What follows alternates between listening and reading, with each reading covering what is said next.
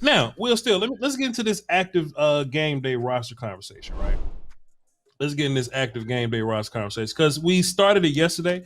We really didn't end it. We should have shut up and saved this for an entire. We should have saved the whole thing. It stemmed from I asked you a question. It was an easy question. I was like, Will Steele, you think Sam Williams makes the game day roster, right? The active game day roster. And you was like, why would Sam Williams not make the mother game day roster? He's the second round pick. Yeah. Game day. Yeah. But I'm like, it's dudes in that room. I don't care where you drafted the guys, dudes in that room. Now, what I like as draft guy, right, Will Steele, what I like is even if you draft a player, if your team is good enough to where that player doesn't have to play, but that player's still good, that just means that you're rich at that particular spot.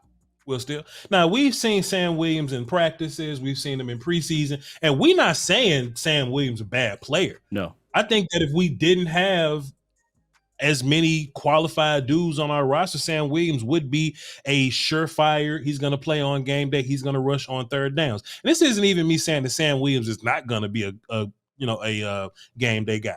I'm just asking questions. But Will prioritized yesterday. He prioritized the idea that he's a second round pick for you and he needs to be doing something, which I like also. But we got dudes in that room. You know what I mean? So, chat, let me ask you. Our current defensive ends, right? And I don't even think you can count Micah, but you got to count Micah because he's the dude that takes reps from that defensive end spot, right? He's a linebacker, but he goes there sometimes. It's kind of strange. And that's another thing, too, that I never thought about, Will Steele. We just talking about pass rush altogether. Anthony Barr is going to be a factor in your pass rush room also. You know what I mean? So, it may not be how many defensive ends you have, but it could just be how many overall. There you go. I was waiting for you to get there. It's not about the defensive ends, but I'm going to let you finish your part about it. It's how many pass rushers you got. Yeah, Anthony Barr and Micah Parsons are they're technically your linebackers, but they are a part of your pass rush packages, and I'm sure we'll see both those dudes in endgame.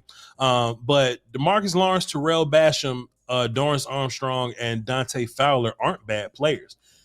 It's just that do you carry your fifth defensive end being Sam Williams on top of the question mark of pass rusher with Micah Parsons and Anthony Barr? I think it's a full room, but ain't nothing wrong with having a full room. And I think it's an interesting conversation to have. If any one of those dudes get hurt, you would love for Sam Williams to just come right up and be active. But go ahead, Will Steele. What are your thoughts on this? See, I think we're looking at it, you're looking at it at just defensive end. You don't have to do it that way. When you're talking about the active game day roster, 7 players have to come down or sit down. Just 7. It doesn't matter what the 7 are. It doesn't have to be, hey, I need 1 defensive end, 2 receivers, 1 quarter. It could be whatever. And I've got 7 easy names to sit down to allow Sam Williams to either play special teams or get you 10 snaps in a game. And I'm all for, at least me, I don't give a damn if it's 5 snaps, to be honest with you.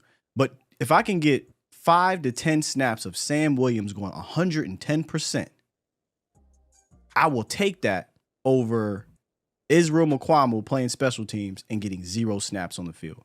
Over Nashawn Wright getting 0 snaps on the field. Over Matt Waletzko not playing. Luke Gifford, Harper, Ridgeway. Gallup is already going to be out. So, like, these guys, in my opinion, aren't as prioritized to me as a Sam Williams. And I think he could have an impact more than those guys can via special teams or just sitting on the bench in general. So if we're just focusing on the defensive end room, I can see what you're saying, but on game day, they don't look at it that way. They look at it as, who are the 7 guys I can sit down that will least affect the game? And I can find you 7. So I was working out today, right, Will Steele, because I'm trying to be swole like you, sir. And this crossed my mind. I'm leaving. All right, y'all. Volume. And I thought about this question. I thought it was interesting, right? Does a certain position get prioritized depending on the team that we're playing against? For example, we may leave Ridgeway off on a regular day, but we go into a team that's run heavy. You may need a Ridgeway that day. You see what I'm saying? If Ridgeway was looked at that in that light, do you look at Ridgeway in the light to say, you know what? I'm going to prioritize Ridgeway over Sam, or who else we got on the roster? Ridgeway over let's just stick with defense, Basham or something like that. I just wouldn't. You know, Bohanna, Gallimore, Osa, I feel like can hold the fort down in that manner because of Bohanna's progression. But I don't know if it has Ridge. I mean, we're just using Ridgeway as an example. Has he showed you enough to say I'm going to sit somebody else down for him just yet? To me, no.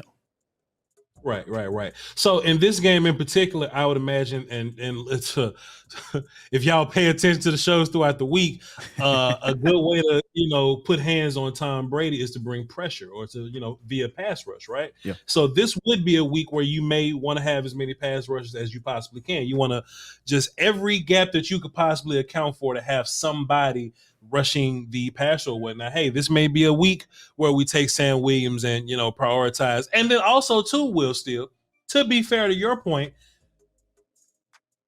if we just talking about pass rush, just athletes getting after the football, I might take Sam over Dorrance right now as a pass rushy get after the quarterback kind of guy. Now I know Dorrance may be a better complete dude. I see your face, Will Steele, and you sick of Dorrance in the first place. I was about to say, listen. You sick of Dorrance in the first place. If there's two people you sick of, it's two vets, it's Dorrance and Noah Brown. You sick of them. Talk to me, Will. No, from a pass rushing standpoint, I would, if you're like, hey, listen, we got to get the quarterback on this play. Yeah, just Sam, go sick him. I don't got to think. Just use your speed, use your power, and go get him. He comes in raw, more dangerous as a pass rusher to me than Dorrance was his first 4 seasons as an NFL player. Sure. That's interesting, ain't it? Now, now that you got to scrunch it up like that, just the more that we talk about it or whatever. In a clear, like if we're leading by 10, 5 minutes left in the game or something like that, the Bucs could get 2 possessions, but they're leaning more towards throwing the ball these next 2 possessions.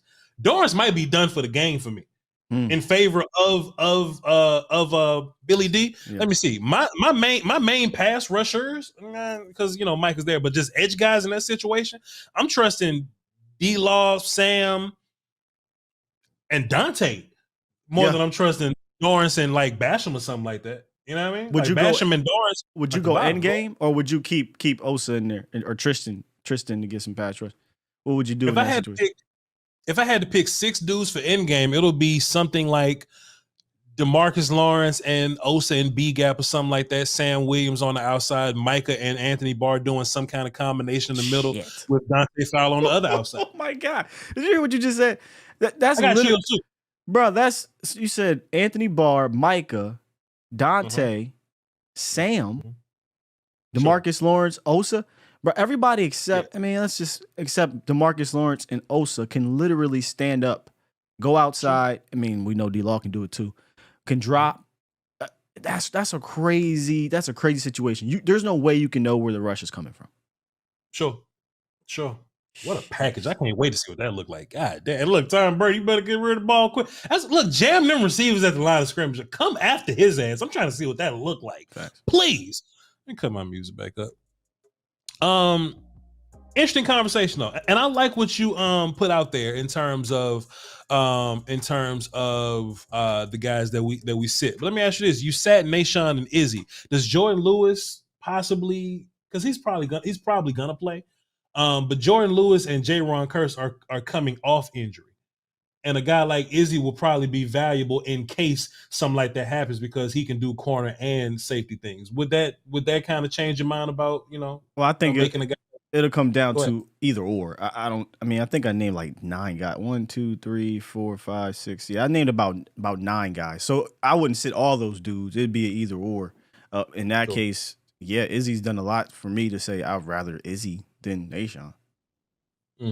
Yeah, fair enough. Guillotine 06 drop 5 in super chat says early in the season where conditioning may be an issue, you have to go heavy on D line. I think them dudes in shape, bro.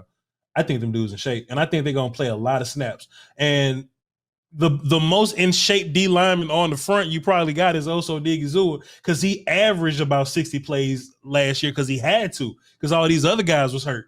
Neville was hurt. Like Tristan was hurt. Like these dudes just simply weren't here. Bohanna was a young dude that just wasn't ready. Like it's funny I say young dude because him and Osa in the same goddamn class, but just like Bohanna just wasn't ready. I think them dudes ready to go now. I think we got the numbers. We're gonna be in shape via numbers. Like they're not gonna be tired because and look and I think I've been saying this a long time, Will Steele, but I always go back to the Giants Super Bowl, right? They had waves of dudes. They had waves of pass rushers. You never saw Strahan get tired or Justin Tuck get tired because damn Osi Umenyiora and Matthias Kiwanuka, they was there. You know what I mean? They was there to keep that pass rush fresh, to keep that thing going. So in my mind, if Bo and Osa, Dorrance and DeMarcus get tired, your second D line of Dante Fowler, Tristan Hill, Neville Gallimore, and Terrell Basham ain't fucking bad. No, and as you were talking, I was sitting here saying in my head, I mean, I know we made fun of the whole orphans thing. The idea that Rob Marinelli had was actually not a bad idea in regards to the waves, but it's a bad idea when you try to do it with orphans. But these ain't orphans. This is a former number 3 overall pick who still can rush the passer, and Dante Fowler, who's part of your second team. Sam Williams, who's a freak from an athletic standpoint, is rushing the passer on your second team. Tristan Hill, who can do some pass rush things. That's what he's drafted to do, right? Is to get after the quarterback with his quickness, second round pick. He on your second team. We're talking about first and second round picks with that type of talent as your second guys. And potentially, depending on what they do with Bohanna, motherfucking Neville Gallimore might be on your second team, dog. Like, that shit's crazy.